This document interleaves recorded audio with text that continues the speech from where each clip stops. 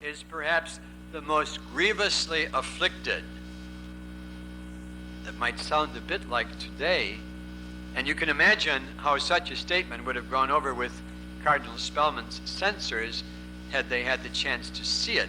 Merton continues, on all sides, we have people building bomb shelters where in case of nuclear war they will simply bake slowly instead of burning up quickly or being blown out of existence in a flash. And they are prepared to sit in these shelters with machine guns to prevent their neighbor from entering. And actually, in the September issue of America, a Jesuit by the name of Father McHugh defended the right of a person to do that. The editors of the Catholic Worker called a press conference and pointed out the difference between what Merton said here and what he had said. And Merton goes on, he says, this is a nation that claims to be fighting for religious truth along with freedom and other values of the spirit. Truly, we have entered the post-Christian era with a vengeance. And then he says, what is the place of the Christian in all this? Is he simply to fold his hands and resign himself to the worst, accepting it as the inescapable will of God, and preparing himself to enter heaven with a sigh of relief? He suggests another possibility, eschatological. Should he open up the book of Revelation and run out into the street to give everyone his idea of what is happening?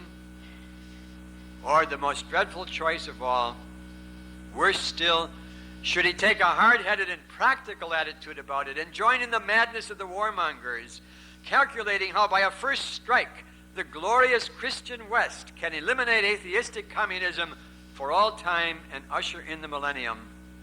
I am no prophet and no seer, but it seems to me that this last position may very well be the most diabolical of illusions, the great and even subtle temptation of a Christianity that has grown rich and comfortable and is satisfied with his riches. And then after presenting these negative approaches, he proceeds to offer his suggestions as to what Christians are obligated to do. And first of all, he speaks of the overall responsibility that we all have, and then he suggests some specific goals. And I think they are as true today as when he spoke them in 1961. The overall goal, he says, is to work for the total abolition of war. And he writes, the duty of the Christian in this crisis is to strive with all his power and intelligence, with his faith, hope in Christ, and love for God and man, to do the one task which God imposes upon us in the world today. And this task is to work for the total abolition of war. The one task that God places on us today. And then he goes on, and this sentence is underlined, there can be no question that unless war is abolished, the world will remain constantly in a state of madness and desperation, in which, because of the immense destructive power of modern weapons, the danger of catastrophe will be imminent and probably at every moment everywhere.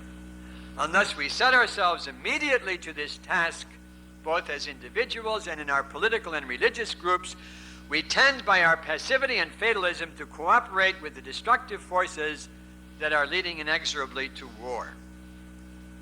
It's difficult, as I say, to realize that he was saying this 24 years ago. It is as if he is speaking to us today about the danger of passivity and fatalism. And I think that if anything, these two attitudes have grown stronger since he wrote. Correct me if I'm wrong, but I think that this sense of passivity and fatalism has spread widely, especially among college and university students. So many students, I believe, feel that whatever they do is ultimately futile.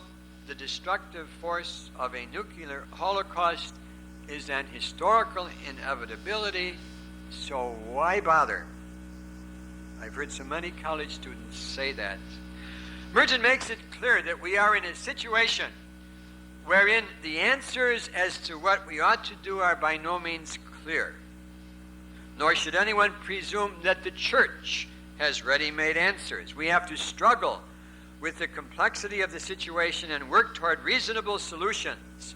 And the church, if it is to be a community dedicated to God's peace, ought to be in the vanguard of those working for peace.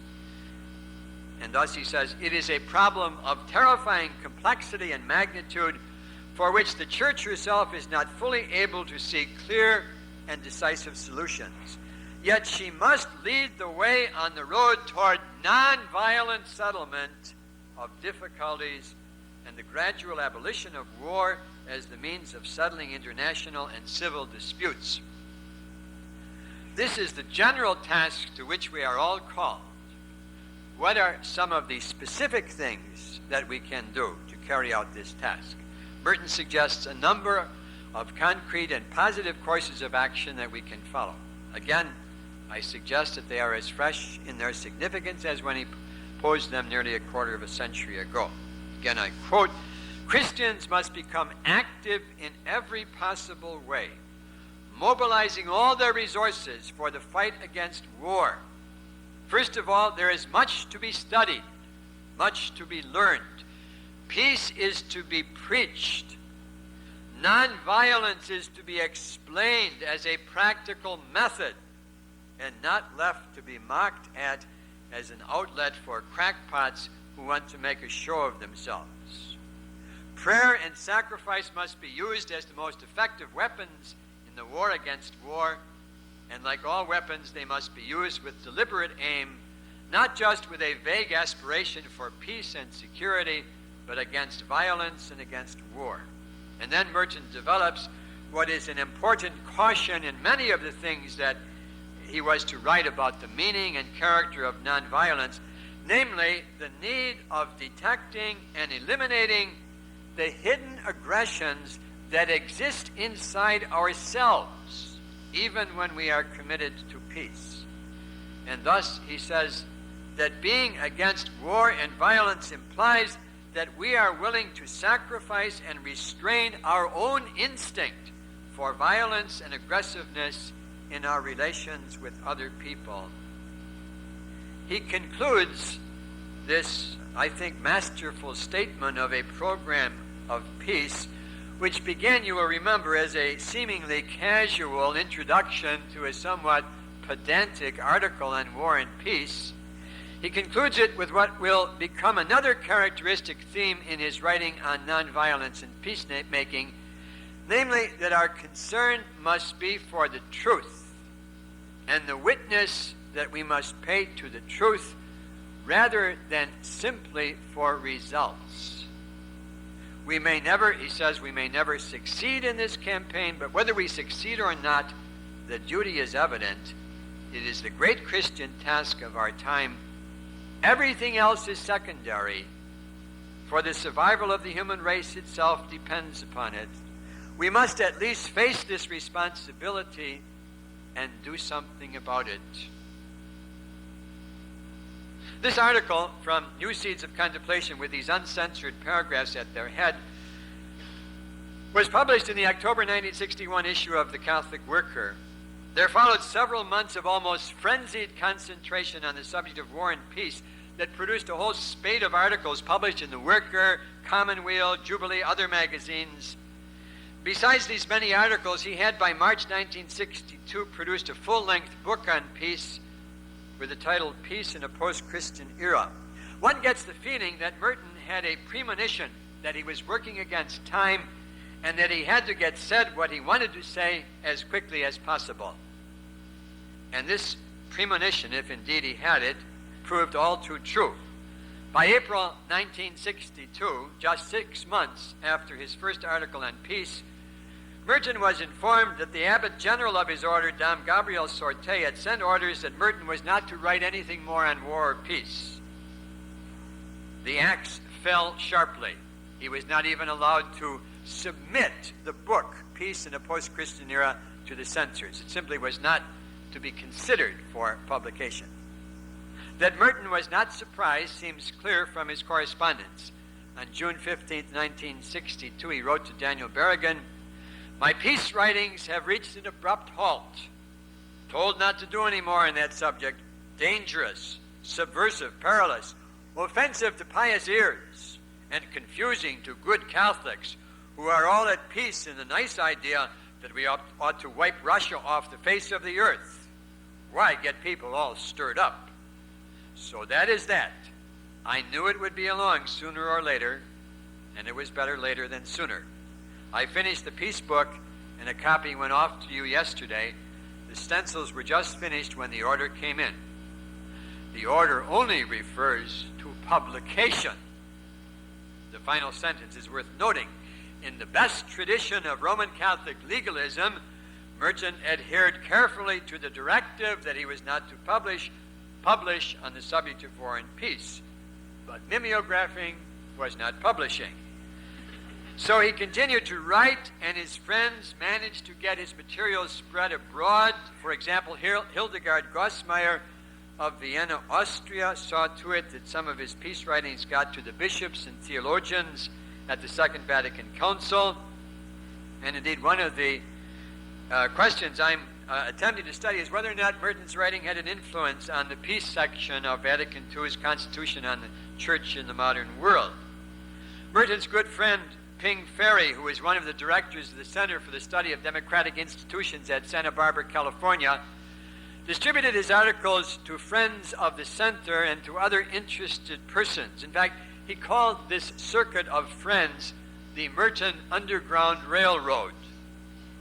Besides these articles, he wrote countless letters, many of them dealing openly and freely, as he could do in a letter, with the subject of war and peace. In fact, soon after the ban came that forbade him to write on war and peace, he gathered together selections from letters he had written to friends since October 1961, the time of his first article on war and peace. And this selection, known as the Cold War Letters, first circulated in mimeograph form in the summer of '62, and then in an enlarged form in the winter of '62, and running to 111 letters and 180 pages, includes letters written from October 1st, '61 to October 1962. And it could be supplemented by many more letters in War and Peace written after that date. The topic never ceased to occupy his attention, no matter what else he was engaged in, so great was the importance he gave it. Merton saw the responsibility to work for the abolition of war as a special duty of the United States, because the United States had been the first and has been the only nation to use nuclear weapons. The same year that he wrote the Catholic Worker article saw the publication of a prose poem called The Original Child Bomb, written in 41 short stanzas that read like newspaper briefings. It tells of events in 1945, from the accession of Harry Truman to the presidency of the United States to the dropping of the 2 nuclear bombs, one on Hiroshima and the second on Nagasaki. The simple, almost impersonal tone of these clippings build up to a crescendo that is quietly shattering. Now, you probably know that Original Child was the name given by the Japanese people to the bomb that destroyed the 2 Japanese cities in August of '45. I should also mention in passing the somewhat gruesome fact that when the Original Child Bomb was first published, the publisher was surprised that it was not selling well, and he learned that the problem was that a number of bookstores were putting it among the children's books in their shelves. Original Child Bomb. In the spring of 1964, a group of the people who had survived, the Bakusha people who had survived the bombing of Hiroshima, traveled to a number of countries. When they were in the United States, they visited Merton at Gethsemane. He read to them his poem on the paper crane, which is the Japanese symbol of peace. And as they were leaving, one of the women gave him a paper crane. Soon after that visit, Merton, who had been deeply moved by these people, wrote to the leader of the group, a man by the name of Hiromo Morishito, "I am sure the whole pilgrimage which you took to so many different places was deeply fruitful. Certainly your presence will have a deep impression and will make many people think. It seems that those who have the greatest power have not learned the lesson that destructive power cannot build a world of peace." The following year, when Hiromu wrote to Merton about his family and his children, Merton said in his letter of reply, The greatest problem to me is that those in power do not think in terms of human beings and living persons, but in terms of political abstractions which tend to become more and more unrelated to human reality. On the 20th anniversary of the bombing of Hiroshima, 1965, Merton sent a letter to Shinzo Hamai, the mayor of Hiroshima. "It is my conviction," he said, "that the people of Hiroshima stand as a symbol of the hopes of humanity. It is good that such a symbol should exist," he says. "The events of August 6, 1945 give you the most solemn right to be heard and respected by the whole world. Much of the world, however," he says, "seems unable, perhaps unwilling, to face the truth represented by the people of Hiroshima." And he goes on to say, "But I wish to say on my own behalf and on behalf of my fellow monks and those who are like-minded that I never cease to face the truth symbolized in the names Hiroshima and Nagasaki." These words, "I never cease to face the truth," symbolized by Hiroshima, are words that could be written large over everything that Merton wrote on the issue of war and peace. And a challenge to all of us to face the same truth is perhaps the best way of ending this talk about a man who left the world to enter a monastery, only to find that his monastic experience taught him that he still belonged to the world he thought he had left. More than that, his effort to give himself totally to God made him understand how much and how deeply he was responsible for that world.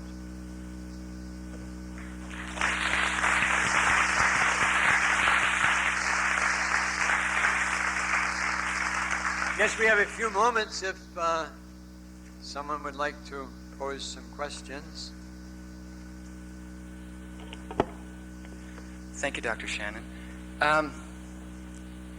Anyone who walks the walk of the gospel gets in a considerable amount of trouble because the first reaction to hearing it is to be very shaken up. I'm not sure how to put the question. Do you think there were any non-accidental elements surrounding his death? Because I'm sure he would be a very closely watched individual if he would continue to do and say what he was doing and saying.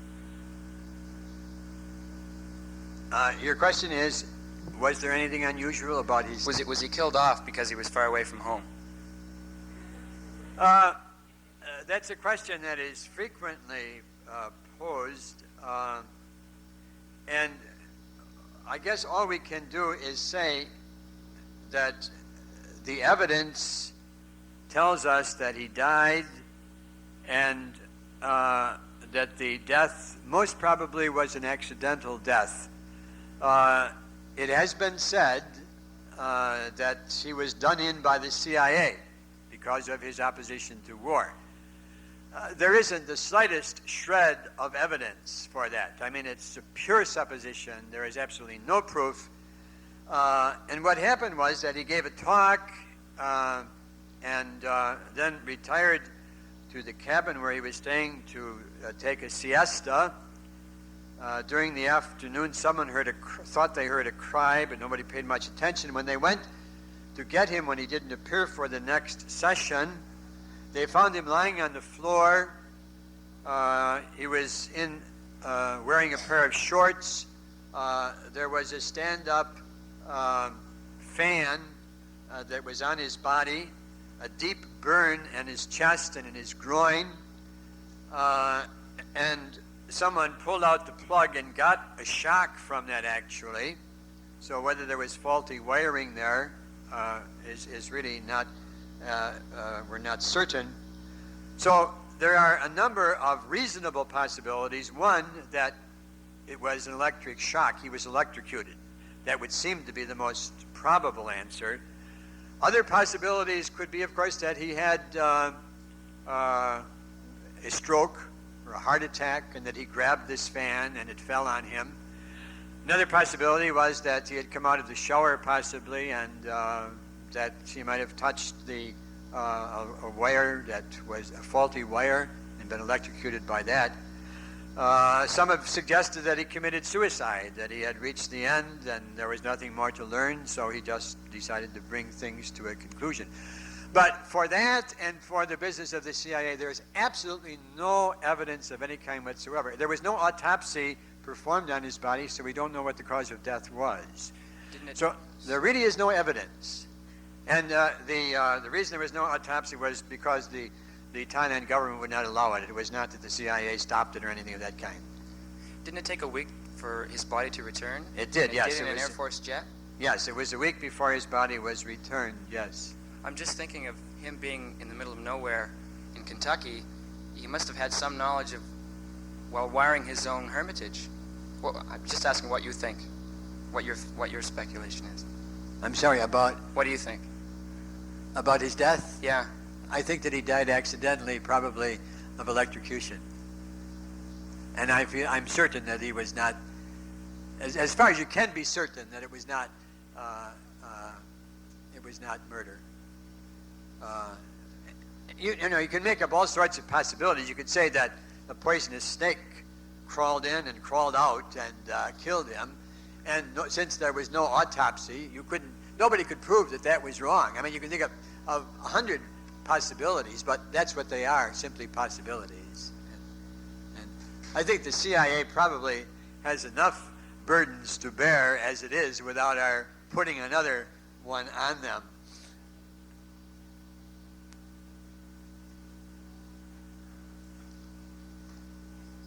Anyone else?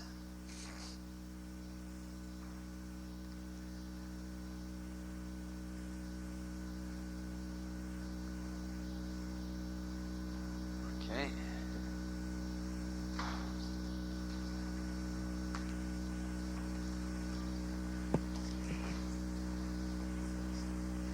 As occurred after the lecture this morning, Monsignor Shannon is willing to carry on an informal conversation with all of you, if you wish, if you come to room 405, the faculty lounge, okay?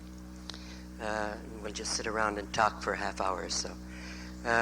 Before ending this, I would like to call on Dr. Jacques Goulet, who introduced our speaker last night at the public lecture, to express our gratitude to Monsignor Shannon.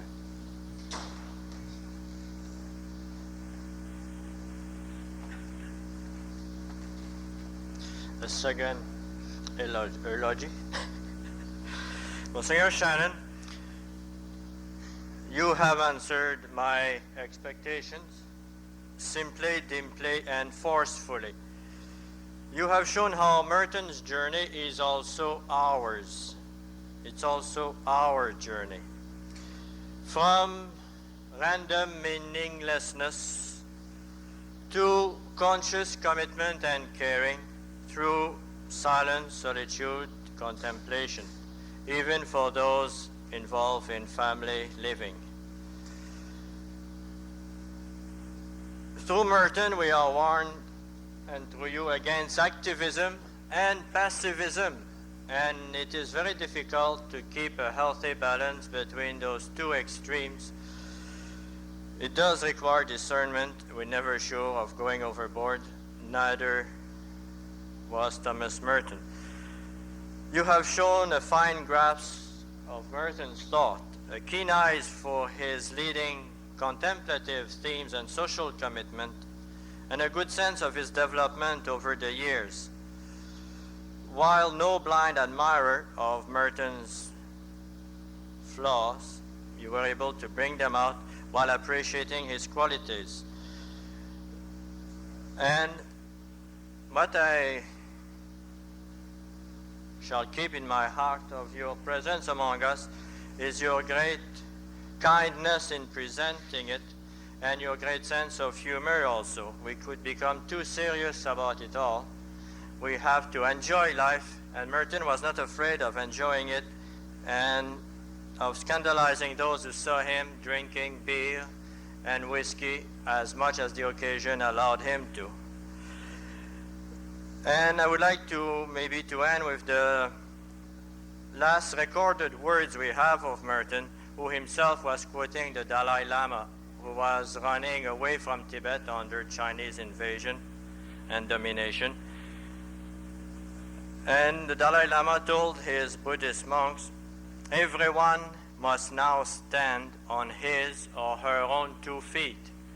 That is to say, as the structure, church, secular, otherwise, are no longer really helping us to see the truth and be faithful to it, we have to rely on the Spirit within us to really pursue our personal fidelity to truth. Thank you, Monsignor Shannon, for reminding us that we have to fall back on our own 2 feet.